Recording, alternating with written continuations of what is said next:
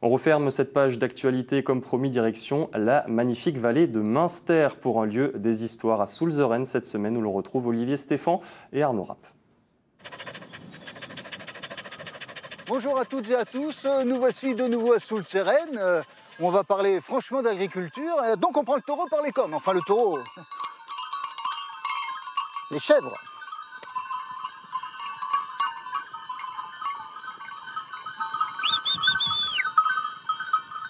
Allez, venez les filles. Ces chèvres, Allez, on y va. ce sont celles de la chèvrerie du Londenbach qui a changé de propriétaire après que son créateur soit décédé, jeune, voici presque 2 ans. Venez. Allez, venez. Emmanuel Hindermann faisait déjà au Schnepfenried du fromage, mais de vache, et avec le statut d'ouvrier agricole. Depuis tout petit, je rêvais toujours d'être au contact avec la nature, des animaux, et de transformer du fromage et avoir une exploitation en dehors de la vallée de Münster. Pour moi, ça n'aurait eu aucun intérêt. Parce que vos racines sont là? Ouais. C'est plus un mode de vie. Il ne faut pas regarder les horaires de travail qu'on fait dans ce milieu-là, il faut regarder le mode de vie que ça peut nous produire, quoi. Être au plein air? Bah, plein air, voilà, contact avec la nature, les animaux, les montagnes. Comme dire, transformer quelque chose qui vient de nous, quoi. Ça, c'est vachement enrichissant. Travaillent avec lui 2 membres de la famille de l'ancien propriétaire et une salariée nouvellement embauchée. La qualité des relations, c'est essentiel. Le respect, l'affection, ça se ressent sur tout ce qu'on fait, quoi. Le fromage, les animaux, les chèvres, ce qu'elles nous redonnent, ce qu'on leur donne. On pourrait presque dire que le respect et l'affection, ça a un goût alors qu'on sent quand on Ouais, mange. bah oui, c'est vrai, ouais. Ouais. Enfin, pour moi, en tout cas, oui.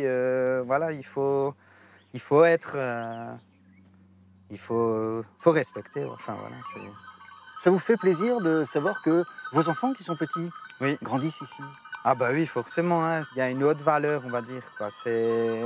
Les enfants, ils sont un petit peu plus débrouillards quand ils sont jeunes et tout ça. Et puis quand ils commencent à s'intéresser, c'est gratifiant, quoi. La salariée a elle-même changé de vie et entame ce nouvel emploi à 60 ans. Vous êtes contente d'avoir comme ça tenté une nouvelle aventure? Oui, je suis fière de moi. Puis dans mes valeurs à moi aussi. Qui sont? Ben, la nature, être là, je veux dire, c'est un super point. Et puis ne pas brusquer, non, mais je veux dire, vivre, quoi, tout simplement. Faire des produits bio? Oui, ça aussi. Des produits qui sont de bonne qualité aussi. Et puis je trouve que c'est bien qu'il y ait quelqu'un qui reprenne ici par rapport à l'ancien patron.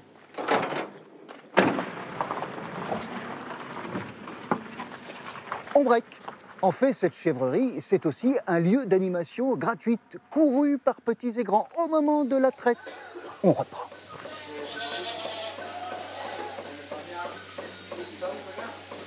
Chaque soir, viennent ici soit les habitués, soit des curieux, envoyés par l'office de tourisme.